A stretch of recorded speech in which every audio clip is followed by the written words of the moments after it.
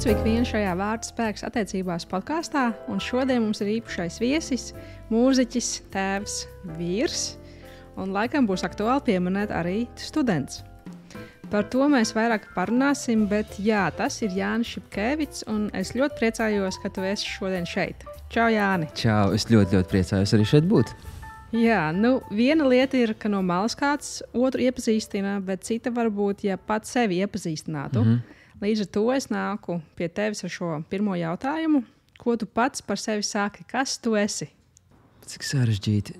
Sarežģīti un vienkārši tāpat laikā. Es tieši tas arī esmu, ko tu teici. Es esmu mūziķis, tētis, vīrs, jau arī students, bet kopumā cilvēks, kurš visu laiku meklē sevi un cenšas par kaut ko tapt. Un droši vien tā arī līdz galam neesmu nekad gatavs nevienā no šiem amplua, kurp varbūt es tiecos, bet es arī esmu pārstājis par to pārdzīvot vai kaut kā šaustīt sevi. Es esmu viss un neesmu nekas vienlaicīgi, un esmu samierinājies ar to. Jā, es tā nepārdzīvoju par to visu, kas es neesmu, un tāpat laikā arī esmu priecīgs, ka man ir laiks, katra diena, kuru es varu pielietot un likt lietā, lai kaut ko jaunu darītu, vai mācītos, vai beidzot saņemtos un kaut ko mainītu, un kādreiz varbūt noslinkotu, vai kādreiz padotos, un atkal turpinātos. Kamēr jau mēs vēl esam, kamēr mēs elpojam, mēs kustamies, mēs domājam, mēs runājam, tik daudz ko var izdarīt. Un tie varbūt šķiet ļoti tādi vispārīgi vārdi, un kādreiz es tiešām tas šķiet kaut kas pilnīgi pats par sevi saprotams un vispār nemainīgs. Piemēram, es domāju, līdz gadiem 20. Un tagad man ir 41, un es jūtos tādā labā punktā, kurā es joprojām, paldies Dievam, domāju, runāju, kustos un elpoju. Bet tāpat laikā es arī esmu apzinājies, ka tas nebūs tā mūžīgi. Un tā ir ļoti forša un atbrīvojoša sajūta. Un tāda īstenībā, kā zināms, nekas neiedvesmo vairāk kā deadlines. Un šajā gadījumā tas ir visburtiskāk, kā vien tu to vari tulkot. Tiešām mums katram ir tas savs mazais deadline'iņš, un mēs no viņa varam bēgt vai bīties. Nav kāda jēga. Vienkārši viņš tur ir, viņš mūs gaida, bet mūsu pašu rokās ir kaut kā tā cienīgi to sagaidīt. Un iespējams arī varbūt pabīdīt bišķiņ tālāk, kustoties vai esot arī uzturot sev garīgā formā, tad es esmu sācis par to domāt. Runājot par to, kas tu vēl esi, droši vien ir vērts arī pieminēt, ka tu esi dēls saviem vecākiem. Jā, tieši tā. Jā, un tāpēc pirms mēs ejam dziļāk tavā dzīvē, pašizaugsmes un laulības pieredzē, es vēlējos nedaudz pakavēties pagātnē un uzsākt uz tādas patriotiskas nots. Viena lieta, kura mūs abus vieno, ir mūsu bērnība, un kur arī tavs tēvs viesojās pie mums Roškalniem, kad dzīvojam Vācijā, Minsterē.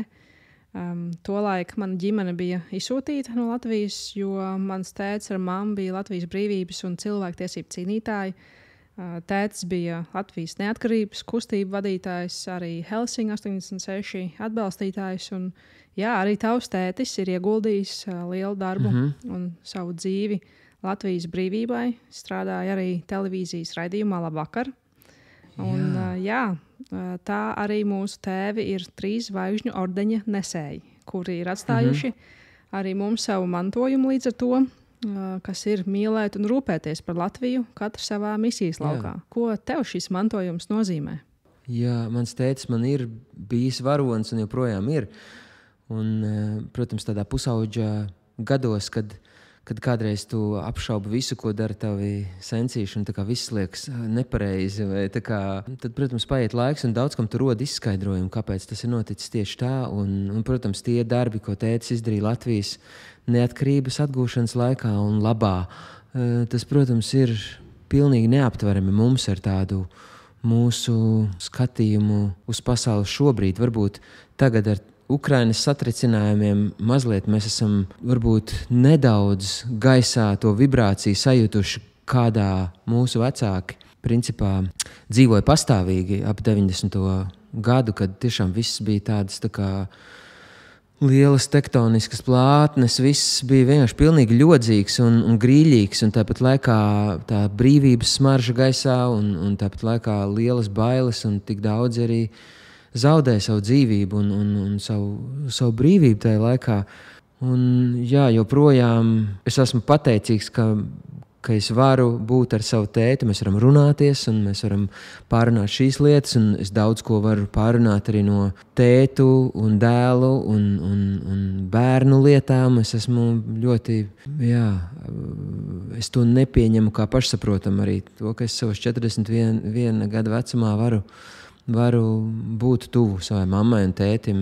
Un gandrīz biju ar savām vecmāmiņām vēl ilgi kopā. Tās abas šo pasauli pameta 2017. gadā, un tad kaut kā es tikai tad tā aptvēru toreiz. Kas tā bija arī par izdevību.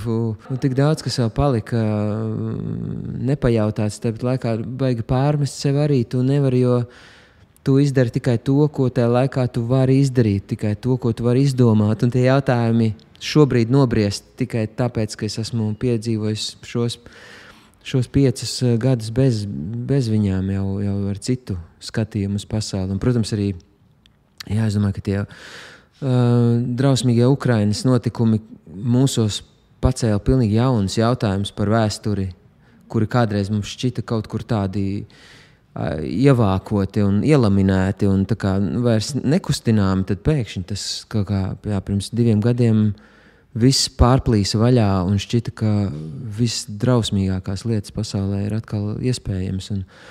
Un protams, mūsu vecmāmiņas ir tās, kuras to piedzīvoja uz savas ādas. Jā, absolūti. Un patiesībā arī tas ceļš, kuru mūsu vecāki gāja.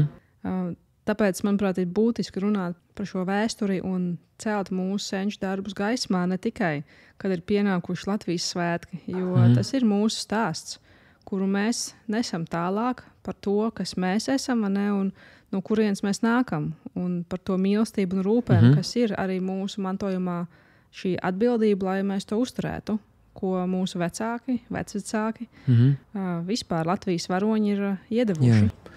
To, protams, ir liels izaicinājums uzturēt miera laikā vai laikā, kad viss ir kārtībā, un tā ir vienkārši cilvēka daba. Tas prasa disciplīnu, tas prasa tādu augstu dušu. Tāpēc, lai vienkārši uzturētu sevi modru un nesāktu zāģēt sevi ar visādiem sīkumiem, zāģēt viss, kas blakus, vienkārši kaut kādām pilnīgām, nesvarīgām lietām, kuras arī ir cilvēka dabā. Visu laiku kaut ko meklēt, kā darīt vienkāršāk un kā atrast kādu, kurš ir vainīgs pie tā, ja tev nav labi. Jāni, tu kā mūziķis, kurš ir piedalījies arī dažādos latviešu projektos, uzturot latviešu valodas spēku caur vārdiem un arī caur dziesmām, ko tev nozīmē Latvija un būt latvietim šajā kontekstā?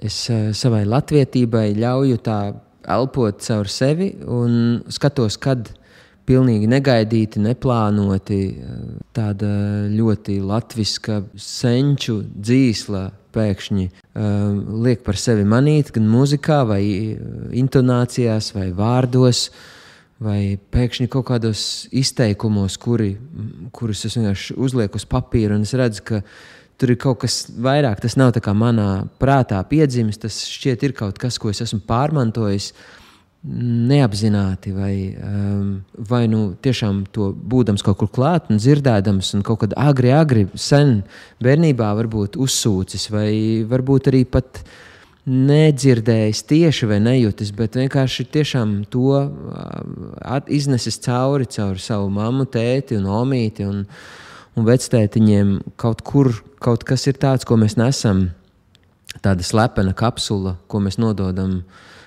saviem bērniem tālāk uz priekšu, un tie ir tādi mītiski, arhaiski brīnuma momenti, kuros tu vienkārši apjaut, cik dziļa tāda aka ir zem tevis, un tur ir vienkārši milzīgs tāds enerģijas avots, kuram tu ik pa laikam vari pieslēgties, tad, protams, tu kaut kad atkabinies un jūties pazudis un plivinies un kaut kur aizsapņojies tālu prom un pēc iespējas citādāk nekā te ir ierasts, un tu gribi kaut ko meklēt. Protams, es domāju, pazudušā dēla vai tāds sprīdīša sindroms ir pilnīgi saprotams, un tas jau nav tikai latvietim. Es domāju, ka tas ir jebkuram cilvēkam, kurš ir kaut kur sakņots, un tad viņam ir vēlme pieaugt. Viņš var pēc iespējas attālinātos no saknēm, tie viņa zari izstiepjas visā savā spēkā, un tad lejā tu nokāp atpakaļ pie tām saknēm, skaties, kur jau tur sāk krist tavas zīlītes, un tu domā, ka tu labprāt gribētu, lai tās zīlītes kaut kur tur arī varbūt iesakņojas. Un droši vien domājot par bērniem, es nevaru iedomāties citu vietu, kur es gribētu, lai man bērni izaug. Tāpat laikā es šobrīd esmu prom no Latvijas jau pavisam tādā praktiskā ziņā. Man ir māja vieta, man ir tāds dzīvoklītis, kur tas ir tik neparasti, man nekad dzīvē tā nav bijis. Es neesmu nekad bijis Erasmus students, vai es neesmu nekur ilgāk bijis par varbūt mēnesi, varbūt maksimums. Un tagad man ir, es vienkārši izkāpu no lidmašīnas, kāpu metro, tad es tur čāpoju līdz mājai, augšā atslēdzas durvis, un tur man ir kaut kāda vēstulīte vai avīzīte, kuras nolieku, un tad es nolieku atslēgas un skatos, kas ir leduskapī. Man ir reāli dzīvoklis citā zemē, un tas ir tā nepierasti, bet arī es to uztveru. Tas ir laiks, kuru es vēlos tā pavadīt, bet es arī nejūtos pārvācies garīgi citur. Es ciemojos Zviedrijā. Ļoti skaisti tev, protams, vārdi tava lieta, man liekas. Tāpēc īstenībā tur jau pieminēju šo pārvākšanos, vai ne? Un tas pat ir brīnums, kad mums izdevās šo sarunu šeit ielikt, jo šis, man liekas, tev tiešām kaut kas atkal jauns tavā dzīves posmā. Tāpēc varbūt tu vari pastāstīt, kas ir īstenībā tas aktuālais tavā dzīvē šobrīd, kas vispār notiek, jo tu esi kļuvis par studentu. Es esmu kļuvis par studentu ļoti laimīgā kārtā, un esmu pats izbrīnīts, ka tas tiešām beidzot ir noticis, jo es par to tiku domājis gadiem, es domāju, kopš Latvijas Mūzikas akadēmijas absolvēšanas, un tas bija, ak Dievs, 2004. gads, tas bija 19 gadiem. Kā tas vispār ir iespējams? Tas kaut kā atrada savu īsto brīdi, un kaut kā Ziedonis ir teicis, ka notiek tas, kas nevar nenotikt, tad šajā gadījumā tiešām tu vari, kā tu gribi kaut ko baigi domāt, veidot vai plānot, vienkārši tu vienā brīdī attopies. Vai ar to cilvēku, kas tev bija paredzēts, vai tiem cilvēkiem, kas tev ir apkārt, vai šajā gadījumā, es nezinu, kā es būtu izdomājis, ka pēkšņi, tad, kad beidzot, tad, man ir 2 bērni, un ģimene, un sieva, un darba lietas šeit, un it kā viss skaidrs, tad es pēkšņi esmu kaut ko tādu izvēlējies darīt, bet es šobrīd jūtu, ka tas ir pilnīgi īstajā laikā un īstajā formā, un tas īstenībā nemaz nav tik grūti, un tas nav tik sarežģīti. Un, ja varbūt arī šo klausās kāds, 30+, kurš domā, vai 40+, kā manā gadījumā, ka varbūt es esmu tas, un tālāk man vienkārši jābūt, tad īstenībā tas nav tā. Mēs esam kaut kāds jauns ik pa laikam, un mūsu milzīga privilēģija ir tā, ka mēs varam mainīt to dzīves ceļu, un kā mēs arī ar manu sievu Zani esam runājuši, ka kādreiz varbūt arī tā, es domāju, vai tā ir, varbūt tas bija tāds padomju laika, arī, ja tā var teikt, mindsets, vai tas, mūsu vecāku paudze, man liekas, arī ir kaut kā tā, es izmācījos par to, un es esmu grāmatvedis, un tālāk vienkārši, principā, es vairs arī nelauzu galvu, kas es būšu, vai es esmu šis, un īstenībā, es domāju, tāda mūsu vecāku paudze ir ļoti labi kopumā tomēr adaptējušies, jo arī viņi ir fleksibli šai ziņā, bet jo sevišķi mūsdienu pasaule mainās tik ātri, ka profesija, ar kuru tu nodarbojies pēc 10 gadiem, vienkārši vairs neeksistē. Un arī tam ir jābūt gatavam. Un tas nav slikti, tas vienkārši prasa mazliet citu pieeju dzīvē, un varbūt arī, ka tu nepieķeries arī savai ikdienai kā nemaināmam lielumam, kā kaut kādai tādai gatavai mēbelei, kurai vienkārši tur ir tās durtiņas, tur ir atvilknītes, un vienmēr es to mapīti likšu tur.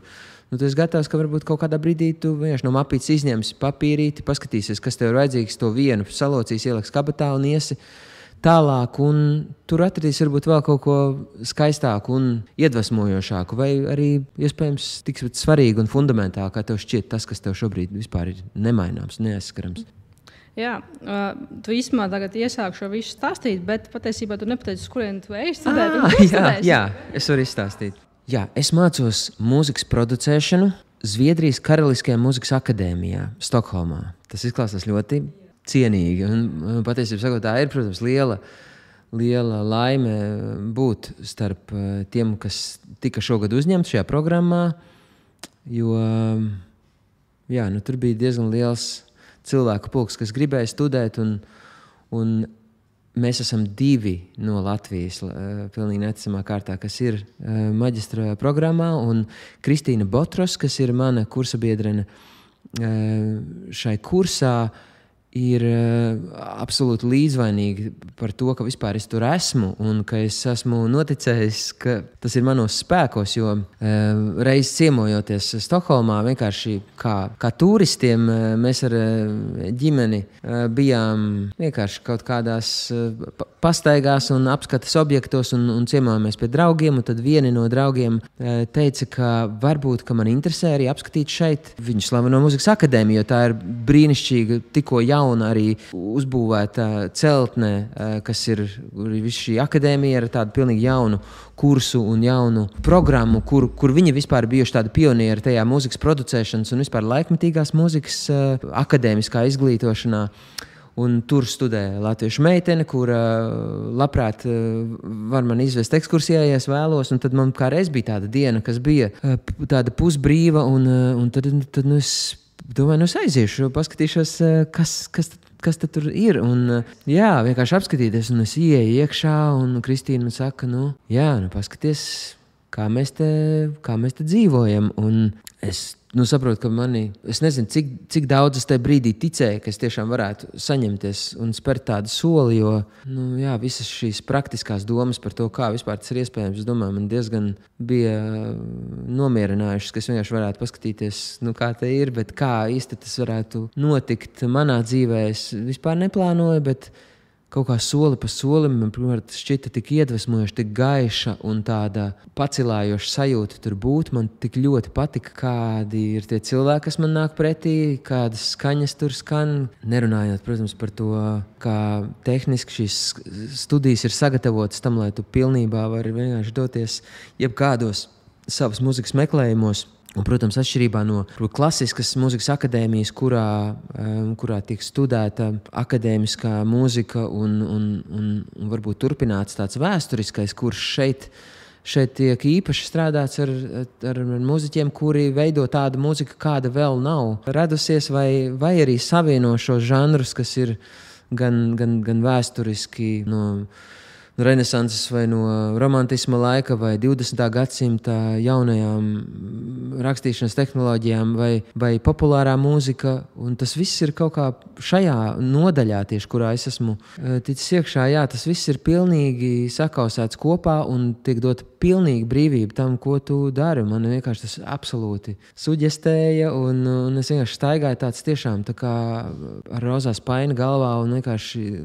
laimīgs tur būt. Un tad es pēc kāda laika atkal biju Stokholmā, un es vienkārši jau vēlreiz gāju mazliet aprunāties varbūt ar tiem pasniedzējiem, mazliet tā kā konkrētāk jau saprast, kā tas te notiek, un varbūt kaut kā tas tomēr ir savienojams.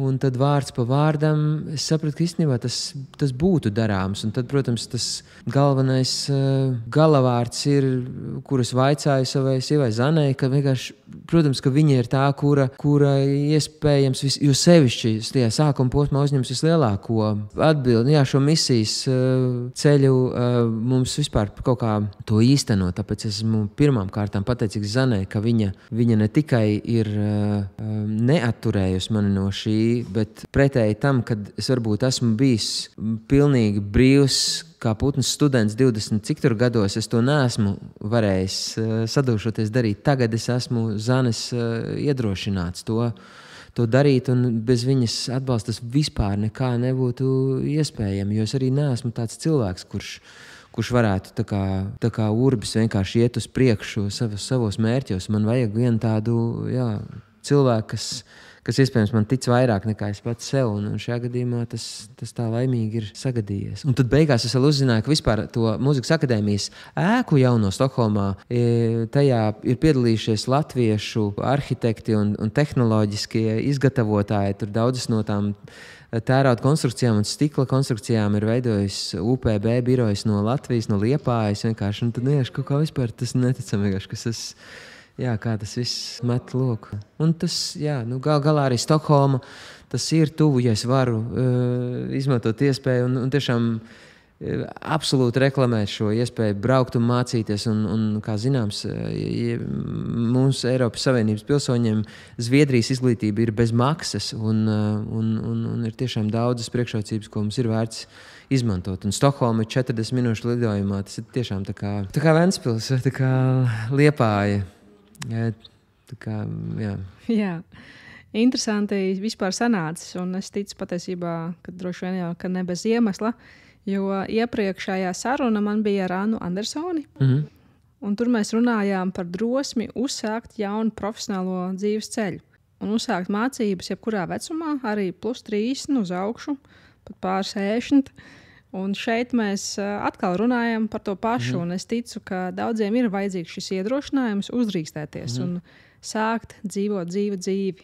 Ja tas nozīmē arī apgūt jaunu profesiju vai kā tavā gadījumā iet padziļinātāk kādā konkrētā jomā. Es esmu tiešām laimīgs, ka es esmu te attapies, jo tā un ne citādi es varu to raksturot, jo es nevarētu teikt, ka es būtu lauzies vai, protams, es esmu saņēmies darīt lietas, kuras man ļoti nepatīk. Piemēram, rakstīt pieteikumus, sagatavot CV, motivācijas vēstules, meklēt piemērus, mūzikas, ko tur sūtīt un tā tālāk. Ir kaut kādas lietas, kas tev praktiski ir jāpārvar, lai tu spērtu kādu solīti uz priekšu, vai varbūt jo sevišķi spērtu solīti virzienā, kurā tu iepriekš neesi gājis. Bet kopumā man šķiet tādas lielas lietas, viņas vienkārši ar tevi notiek, un tev vienkārši jābūt tur klātesošam. Un kaut kā varbūt par to man ir prieks, ka jūs sevišķi šajos gados, kas ir šis gads, un es tiešām varu teikt, ka pēc 35 ir foršākās lietas ar mani notikušas, un joprojām notiek. Es esmu laimīgs, kas var dzīvot. Šis būs labs brīdis, kur nocitēšu vienu tavu atziņu, ar kuru tu dalījies jau pirms kāda laika atpakaļ. Tavi vārdi bija: savos 40 es esmu nolēmis, ka turpmāko 10 gadu moto man būs vairāk rezultāta. Es gribu kļūt produktīvāks, kāpināt jaudas savai radošajai mašīnai, mazāk filtrēt un šķirot, mazāk gatavoties kaut kādam tur brīdim. Jo laika ir tik, cik ir. Kādreiz ienirsim šajā tēmā dziļāk. Citāda beigas. Vai varam ienirt šobrīd nedaudz dziļāk šajā tavā atziņā, ko tu toreiz rakstīji? Jā. Es esmu nolēmis, ka vispār vajag darīt un vajag mazāk runāt par to, vai un kā, un varbūt kaut kad man jāizdara vēl tas un tas un tas līdz tam.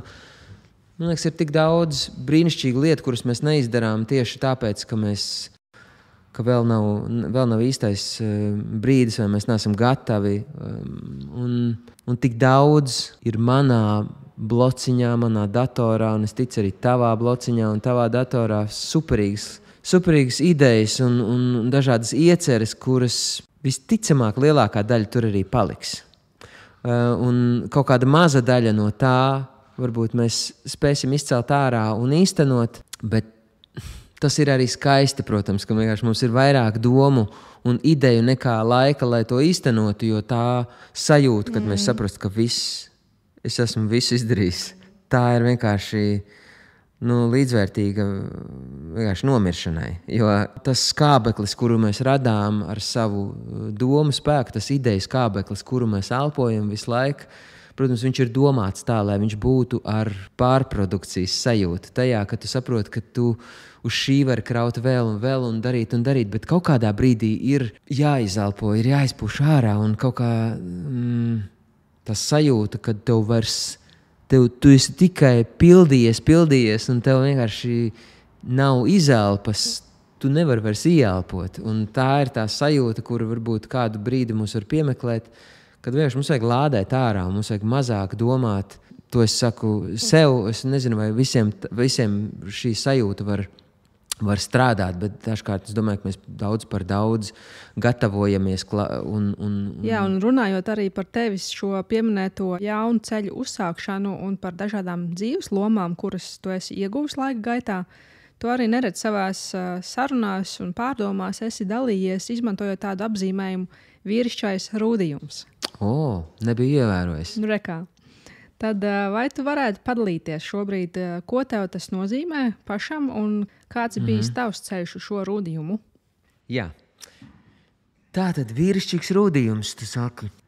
Nu, šajā gadījumā varbūt vīrišķīgs rūdījums pat nav saistāms ar kādu dzimumu. Tas ir vairāk par to, kas varbūt es kā puika izaugdams esmu gribējis kļūt, vai neesmu varbūt zinājis, ka tāds brīnišķīgs mērķis, augot no maza bērna, topot par tēti un par vīrieti, blakus savai sievai, ir daudzas lietas, kuras tu tajā brīdī atstāji tajā ceļa posmā un tālāk ej bez tām pauniņām, kas kādreiz varbūt ir bijušas tava varbūt arī komforta zona vai kaut kādas tādas ekstras, kuras tu pieņem, ka es bez tām nevaru, un tu tā kā viņas noliec, un ir kaut kāds moments, kad tu jūties ļoti neparasti, bet tāpat laikā, un, protams, es visvairāk runāju par atbildības uzņemšanos ne tikai par sevi, bet arī par citiem.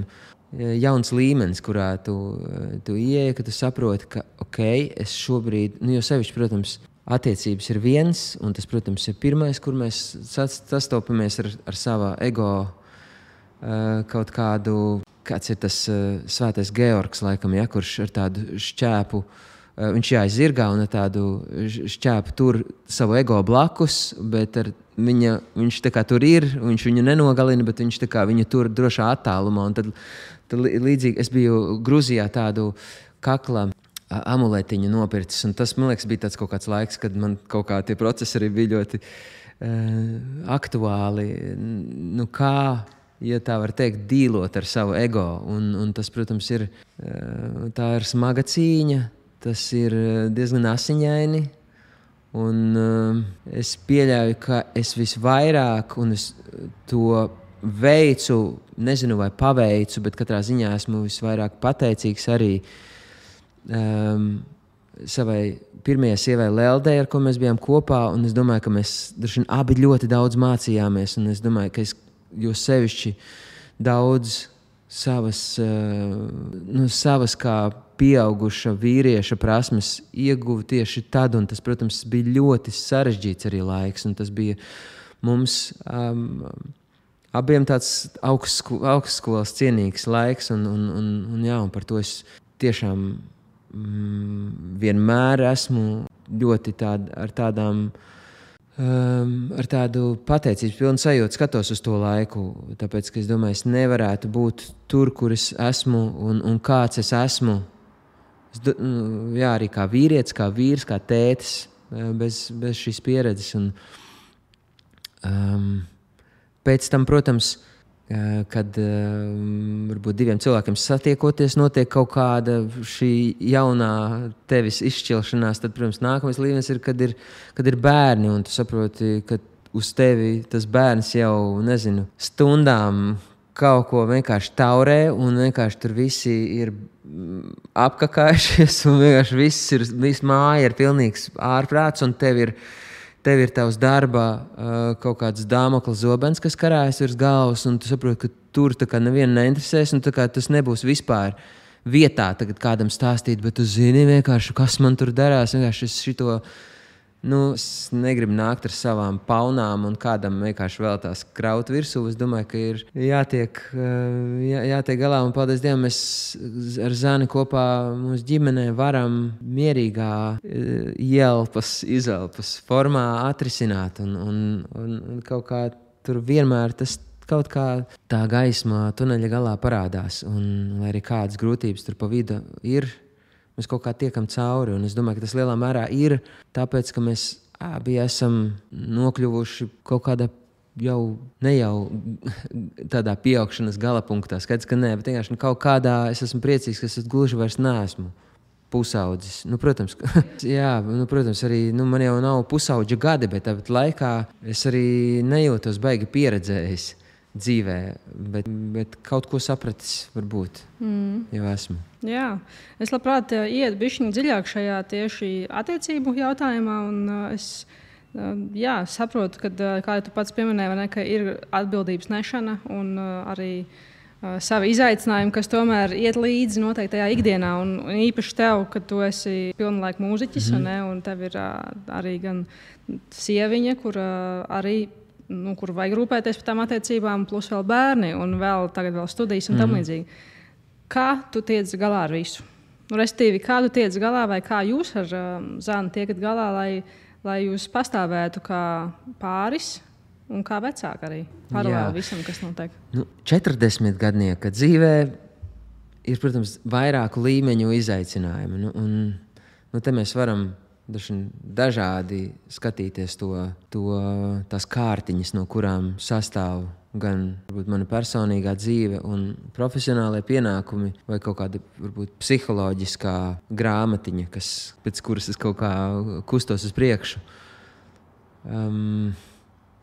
Bet kvantitatīvi, varbūt, ja tu vaicā, kā to visu vienkārši paspēt un kā to izdarīt, tad es domāju, ka galvenais mans pamats ir ģimene, un, protams, tas pats par sevi neko neatrisina.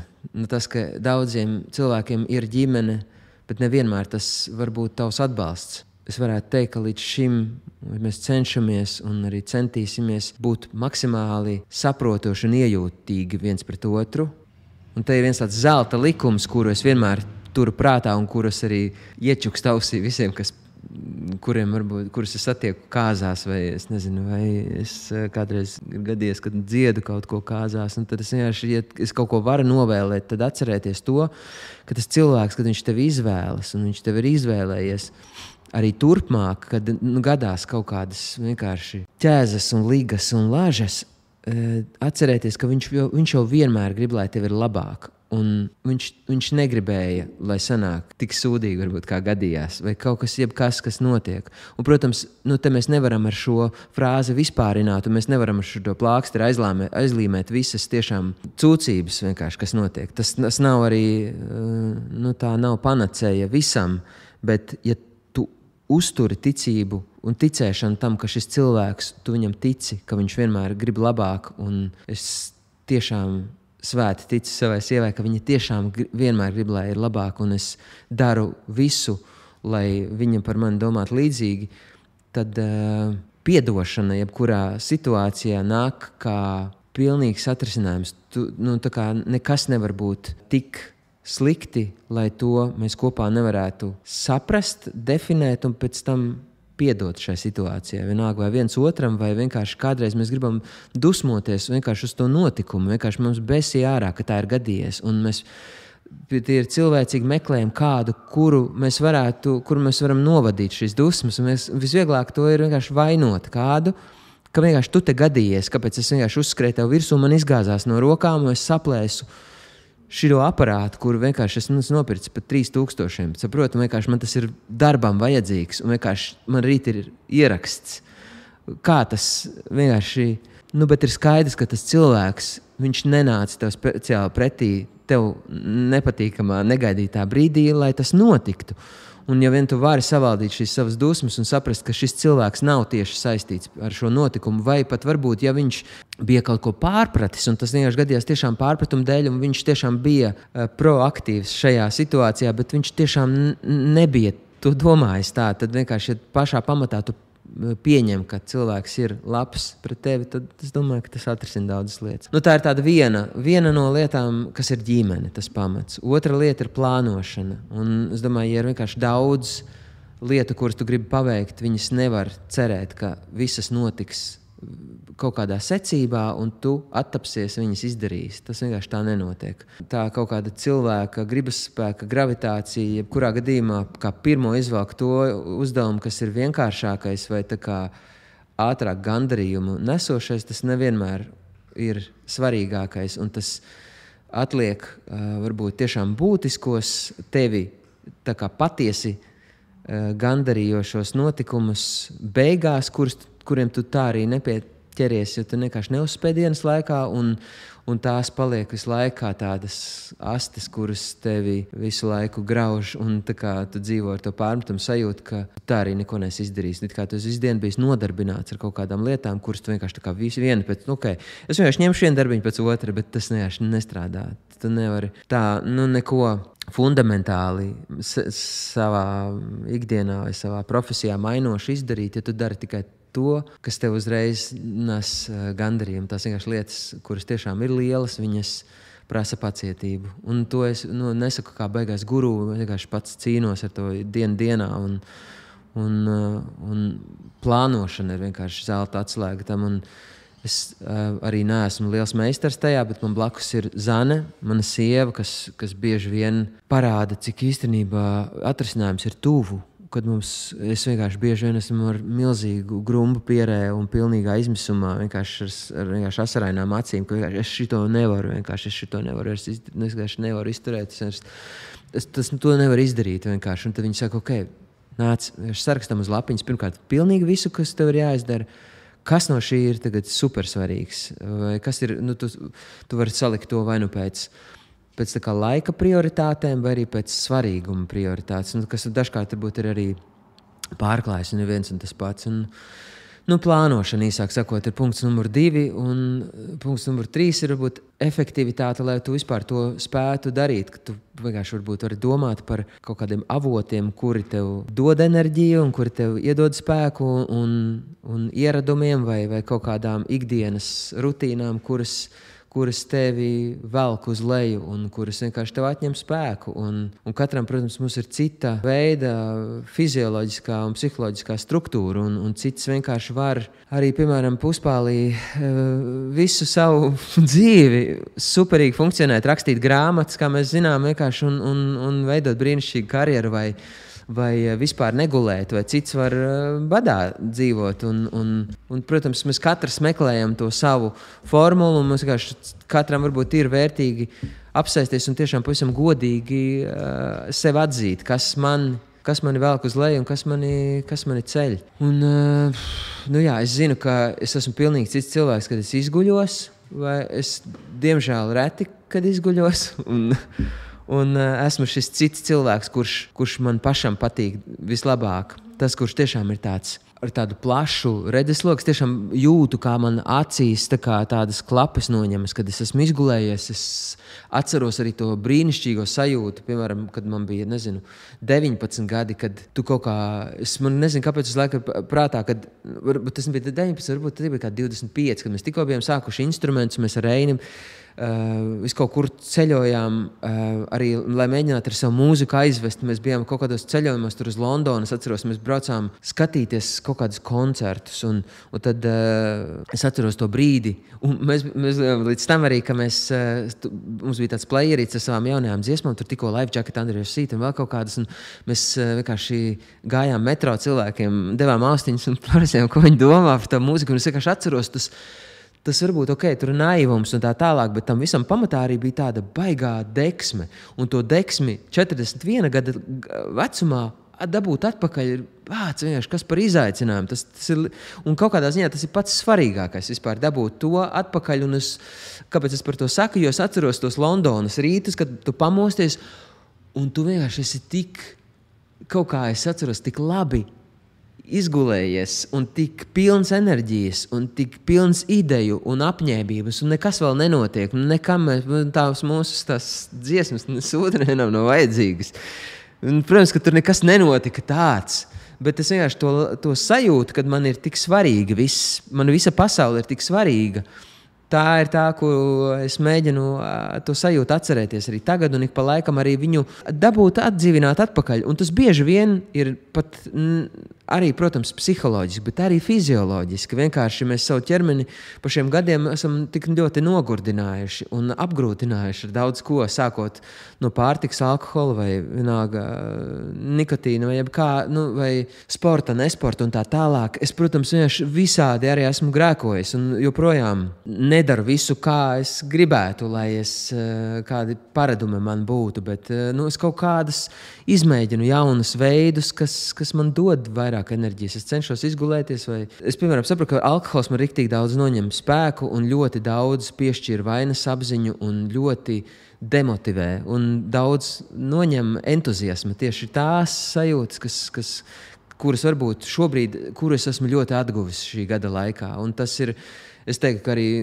lielā mērā viens no iemesliem, manuprāt, kāpēc es esmu iestājies tajā skolā, kāpēc es esmu toreiz saņēmies tomēr visus tos papīrus sagatavot, sūtījis tos entos e-pastus, interesējies par to, domājis, kā es to ikdienu varu savienot ar Stokholmu un kā nenobīties no kaut kādām praktiskajām lietām. Es domāju, ka ar to flowu, kas ir bijis tādā ierastajā ikdienā, vienkārši koncerts tāds, koncerts šitāds, vienkārši arī mūziķiem, katrs koncerts, tur tu uzstājies cilvēkiem, tur ir svētki un vienmēr tā ir kaut kā, tas nav īsti normāls darbs.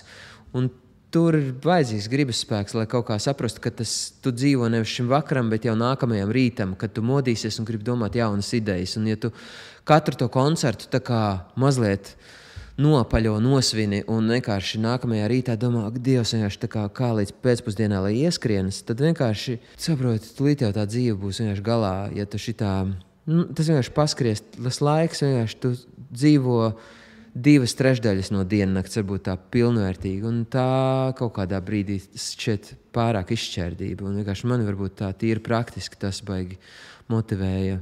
Un kādreiz arī es par diezgan daudz pīpēju, cigaretes parastās, kad bija, bet arī sapratu, tas man ļoti daudz, vienkārši tas viss, tas mūžīgās pīpauzes, vienkārši tāds laiks, kuru visu laiku tu atliec to ķeršanos pie lietas, visu laiku jāaiziet uzpīpēt, lai tās domas sakārtojas. Un blakus, protams, arī tajā mega milzīgajai vainas apziņā katru rītu par to, ak, Dievs, kāpēc es, viss no šodienas es sākšu, es nezinu. Tad pienāk kaut kāda viena diena, kad tu tā kā, ok, viss. Un izdevās? Izdevās, jā. Pirms 5 gadiem ar to pīpēšanu izdevās, pirms nepilna gada ar alkoholu. Kaut kā, tad šobrīd, apsveicu. Jā. Tas ir labi. Tāda, es arī negribu neko, ne pats sev, ne citiem sasolīt, un es negribu absolūti neko aģitēt vai pārmest kādam, kurš ir kaut kādā citā savā dzīves posmā, bet, kopumā, protams, tā ir cilvēka daba arī, tas mēs kaut kur gravitējam kaut kādā tādā meklējumos, kas mums iedos to apbalvojumu sajūtu, kas mums iedos to, ka mums atlaiž, tā sajūta, ka mums ir pienākumi tik daudz, un tie mikro kaut kādi brīži ar pīpēšanu vai, protams, tas vienkārši tāpat atrod savu formu, kur, ja tas netiek atrisināts, tas vienmēr kaut kur meklēs kaut kādu izpausmi, un vienalga, vai tas būs kaut kāda cita, ja mēs to varam saukt par atkarību, vai kaut kāda atkarībai līdzīga forma, tas, protams, ir jārisina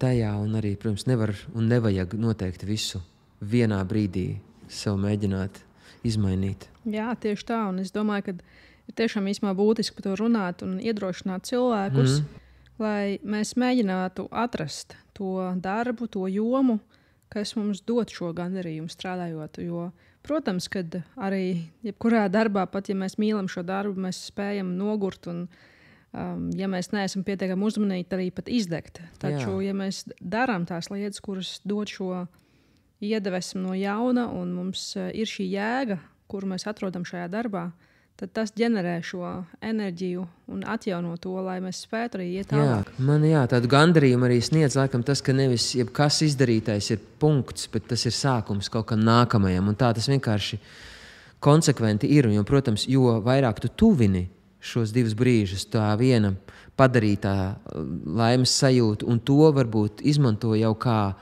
tādu batutu nākamajam atspērienam, vienkārši tu satuvini tos divus brīžus, tu neveido tādu intervālu starp katra, vienkārši tu iegūsti tādu foršu tonusu tajā, kad tu atspēries no katra.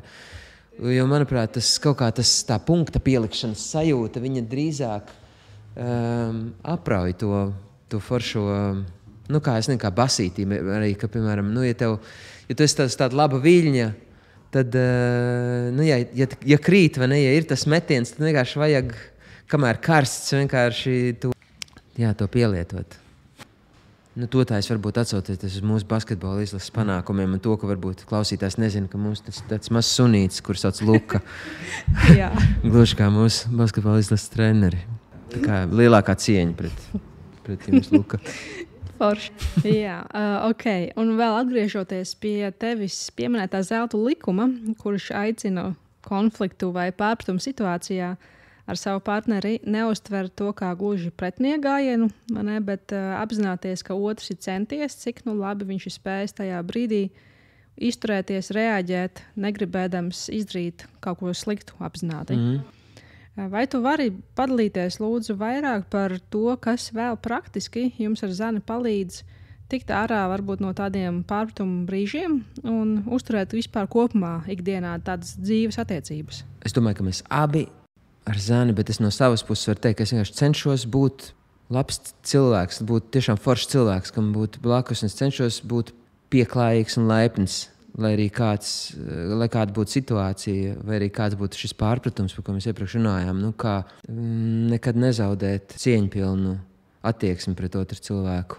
Un man tāds aizdoms, ka tas arī ir viss, ko es cenšos darīt. Neko citu, nekāda cita trika man nav. Un kā Juris Rubens ir teicis, es pilnīgi viņam piekrītu, ka tādas skaistas, ilgas attiecības tā ir arī lielā mērā Dieva dāvana. Tas ir kaut kas, par ko tu vari būt pateicīgs, un tu to nevari arī nekā tā skaidri izklāstīt vai izskaidrot. Tur ir klāt šī tāda neizskaidrojamā dzirkstele, kas ir ne tikai kaislības dzirkstele, bet arī tāda dievišķas mīlestības dzirkstele, tāda, ka vienkārši tu mīli šo cilvēku ar visu komplektu, kas ir šim cilvēkam, ar visu to, kas varbūt citam šķistu kaitinošs, neizturams vai jocīgs vai aizdomīgs. Vienkārši tev patīk viss šis savienojums. Un varbūt par kaut ko arī tu neesi tā kā superstarā, bet vienkārši tev tas vispār nešķiet kaut kas traucējošs pretī tam visam, par ko tu esi pateicīgs. Jā, tā pateicība, ka tu turpini atcerēties un pamanīt tās labās lietas. Jā. Ka tu neiegrimsti tikai tajā negatīvā. Un skaidrs, ka ne es esmu ideāls vīrietis, ne Zana ir ideāla sieviete. Mums katram ir savi trūkumi, un ne katrs varētu ar mums būt kopā, bet tieši šajā komplektā mēs viens otru labi papildinām. Mēs arī iespējams kompensējam kaut ko, kas mūsos trūkst, un mēs nomierinām par to, par ko mēs neesam droši viens otrā. Mēs iespējams arī kaut kādas nedrošības vai kompleksus varam sadziedēt vai parisināt vai pastumt viens otru uz priekšu, kad varbūt mēs noraustītos cita cilvēka klātbūtnē, kurš iespējams ir pat daudz varbūt iespaidīgāks vai nevainojamāks. Tev vajag tieši to tavu cilvēku, tev nevajag to ideālo. Jā, tas ir ļoti labi pateikts. Paldies. Tēva lomu, jo tā arī ir pilnīgi kaut kāda cita loma tomēr, ne? Un, kā tu jūties tēva lomā, kas ir bijuši tavi izaicinājumi un varbūt, ko tu esi mācījies īpaši šajā ceļā, esot tēvam? Laikam es vairāk pacietības esmu mācījies. Un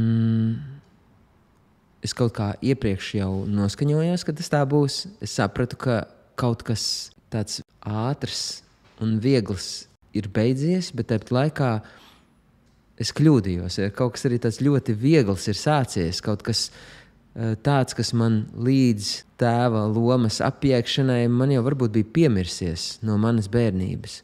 Kaut kāds tāds kosmisks skatījums uz pasauli, tik skaisti ieraudzīt, ka bērns ignorē tos mūsu izdomātos parametrus vai kaut kādas pieņēmumus un ierobežojumus. Un, protams, ka nevienmēr mēs tos varam tolerēt, un arī nevajag iespējams dažkārt. Un mums ir arī jāveido šie cilvēki par tādiem, kuriem būs vieglāk šajā pasaulē dzīvot, bet tāpat laikā es arī cenšos turēt prātā, lai es viņus neizveidoju par tādiem pasaules sistēmas zobratiņiem, bet tādiem, kuri paši var būt droši, ka ir cienīgi pieņemt paši savus lēmumus un darīt tā, kā viņi vēlas. Protams, ir kaut kādas spēles noteikumi, kuras varbūt vismaz ir vērts izstāstīt un iepazīstināt ar tiem. Un es tāpat laikā gribu, lai viņi ir pieklājīgi cilvēki un lai viņi ir laipni lai viņi ir iejūtīgi, lai viņi ir cieņpilni par to, kas viņiem ir, un lai viņi novērtē to iespēju robežās, kas mums ir dots. Un noslēgumā tad runājot par tavu ģimeni, par darbu un esošo situāciju, kurā esiet, jo tu savā vēstuļu lapā dalījies arī ar to, ka šis laiks nes tomēr arī līdz savus izaicinājumus, īpaši finansiāli. Tādēļ es gribu jautāt, kā šodienas klausītāji, tavi fani, mūzikas atbalstītāji var tevi un tavu ģimeni šajā dzīves posmā tā īpaši atbalstīt?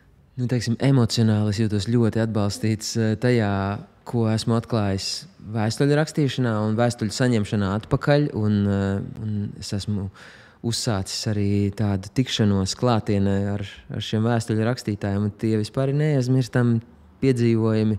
Tāds otrais ir paredzēts decembrī, bet tad arī par to es rakstīšu vēstulēs, un tad jau aicināšu tikties. Bet līdz tam, ja kāds vēlas, protams, vislabāk jebkuru mūziķu var atbalstīt nākot uz koncertiem. Un es spēlēšu un muzicēšu un dziedāšu kopā ar Stīgu kvartetu un Unu Danielu tādā koncerta programmā, kuru mēs nosaucām Siltā gaismā, kur savulaik tika pirmatskaņot šeit tepat netālu Nacionālajā teātrī. Un tagad novembrī 25.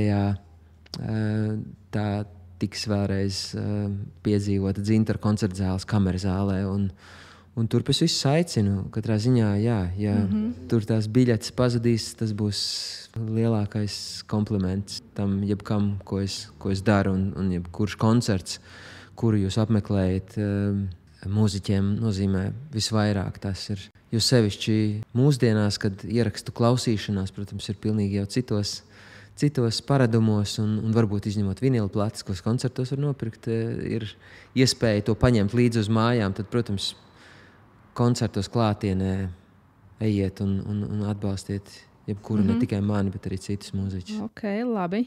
Vai biļetes jau ir kaut kur pieejamas? Jā, uz šo koncertu biļešu paradīzē jau šobrīd var doties. Jā, un es tiešām arī cenšos pēc katra koncerta satikt publiku. Arī pēc šiem koncertiem Dzintara koncertzālē es noteikti būšu pie ieejas, lai parunātos un parakstītos varbūt uz plates vai kaut ko tādu svarīgu saprastu arī, kas varbūt ir kāds papildu jautājums no šīs sarunas, tad to mēs varam risināt 25. novembrī. Tieši tā. Labi, Jāni, es tev saku lielu paldies, ka tu atradi laiku un ka tu šodien biji šeit. Paldies, es ar prieku šeit biju. Paldies, Kristīne, ka uzaicināji. Paldies. Atā. Atā.